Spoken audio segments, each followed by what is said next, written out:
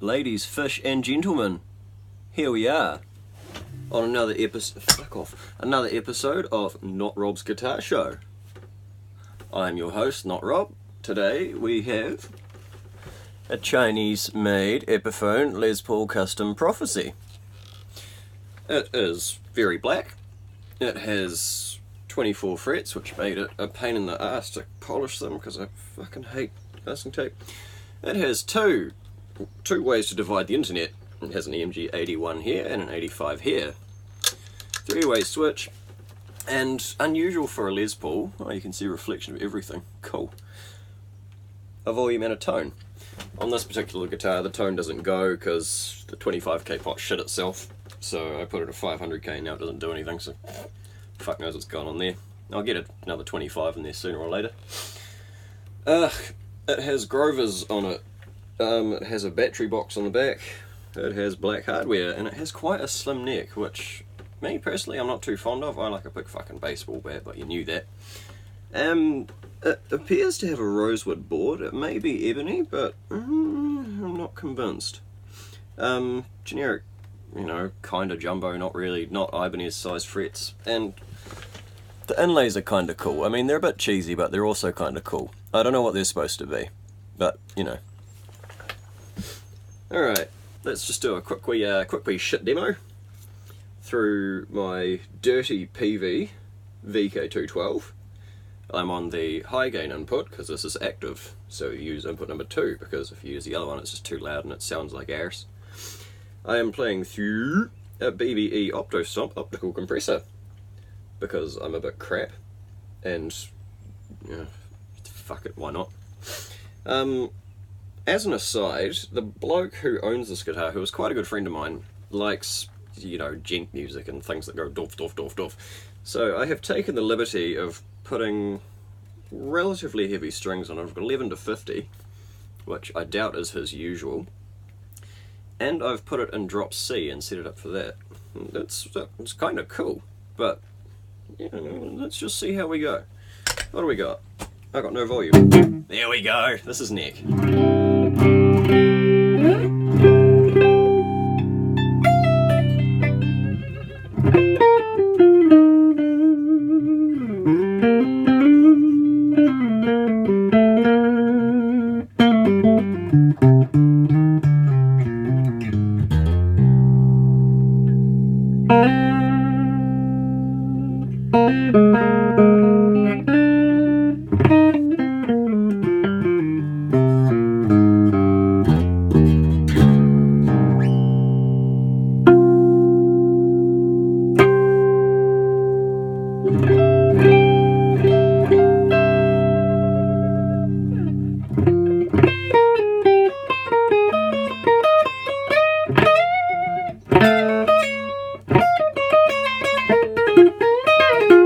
There's a bit of fret buzz around, annoyingly, up here around the 12th to 15th. I can't quite cure.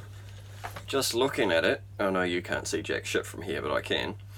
There's a tiny little bit of a banana, but not quite. Just around, what do we call that? Yeah, the 15th.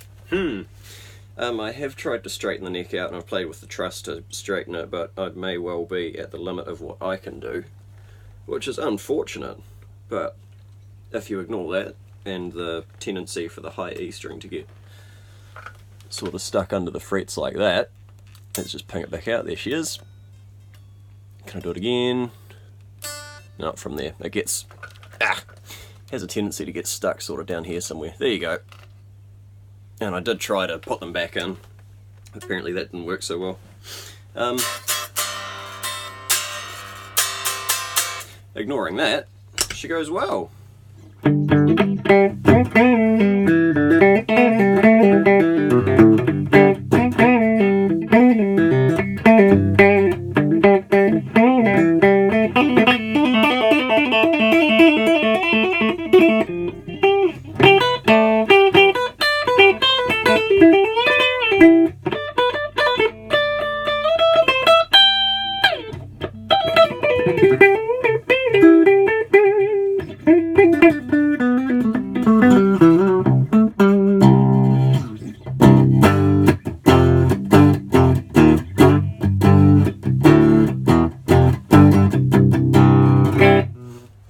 was both pickups together with volume wide open and non-existent tone also wide open, you will notice it still sounds quite a lot like a Les Paul does, which I think is a bit funny.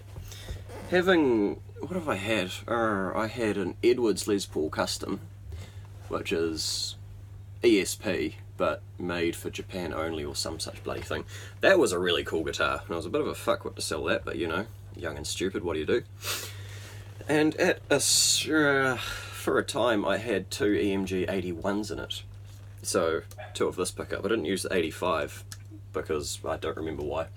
But yeah, I had two 81s, and yeah, it still sounded like a Les Paul, which I thought was quite curious. It still did all the... I was playing a lot of 70s stuff back then. The stuff you'd expect from a Marshall just turned up within an inch of its life to fill a stadium or whatever. That's what I was doing, and it still did it. So I guess there is something to be said for the kind of wood you build your guitar out of, and the shape it is. What else have I had? A friend of mine had a flat top LTD Eclipse something, which actually played really well. It just looked like utter shite. That had the 81-85 combo in it. That sounded really good. It had a bloody nice neck on it too. It was a slim thing, but it was still bloody nice. So, I'm kind of in two minds about LTD. I guess I'll get this someday. But yeah, the Edwards ended up with Damazios in it. It had a super distortion here and a super 2 here because it was a fucking nutcase. And then it went to...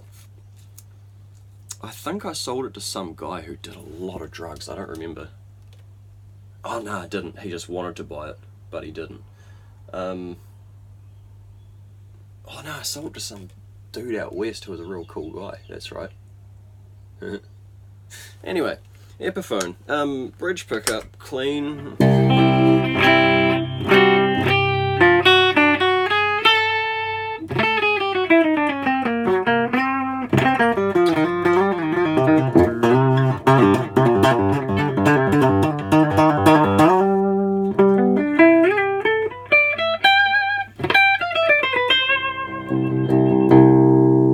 Just sounds like a bridge humbucker to me. It's nothing particularly special.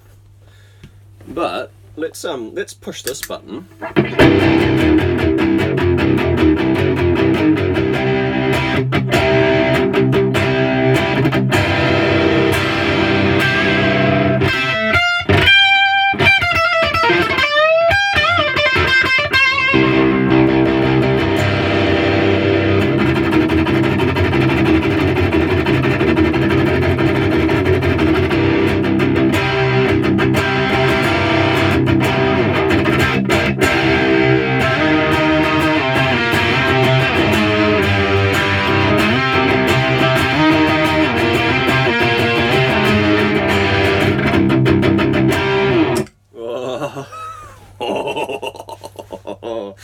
Oh, that's a bit of fun. 16-year-old me is just going absolutely fucking wild now. Oh. The other thing that fascinates me about this thing is when you're using that sort of gain, and I'll stack on the big muff as well, because, you know, why the fuck not? I find it sounds best with both pickups going instead of just the bridge. And I'm usually a very one or the other kind of guy. It is a rarity for me to use both pickups at once, but for this wee thing, I'll make an exception. So that's just my my amp drive. So let's flick that off and put the big muff on, not the tuner.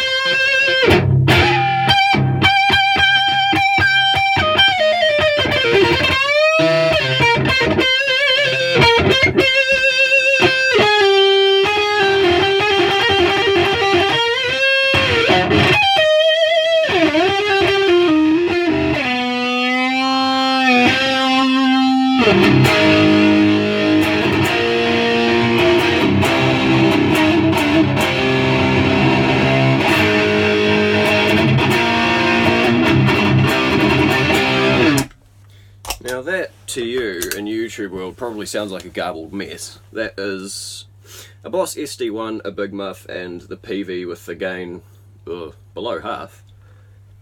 Gone a bit wild. I thought it sounded quite good. I'm quite impressed with it. I mean, it's got...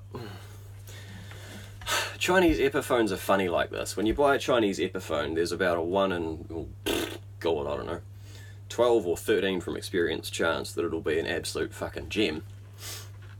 This one, maybe it was a Friday afternoon and the guy who built it was, he had a fucking bender on Thursday, like me, except I had a bender on Friday, but we'll gloss over that. The fretwork, fuck, if that was okay, but I had nothing bad to say about it, but maybe it's because I'm too inexperienced and I can't cure it. I haven't cut myself open on the sides, which is a good start, but yeah, you know how it goes. What's the other thing? Oh, yeah, it's got all this lovely wiring. I should cable tie that all back in. Tidied that up. That was a bit of a fucking mess. Ugh. Which is really odd because, you know, Epiphone are usually pretty onto it when it comes to wiring, but that's coming from me who loves the Korean guitars.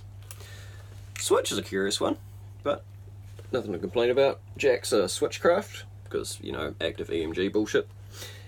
And the jack plate is plastic, and that's one thing I loathe about anything Gibson related ever. I always put a metal jack plate on it. So, Epiphone Les Paul Custom Prophecy in really shit lighting and probably really shit quality for YouTube. Yeah, there it is. Alright, that's another episode of Not Rob's Guitar Show. I'm not Rob. Don't do anything stupid.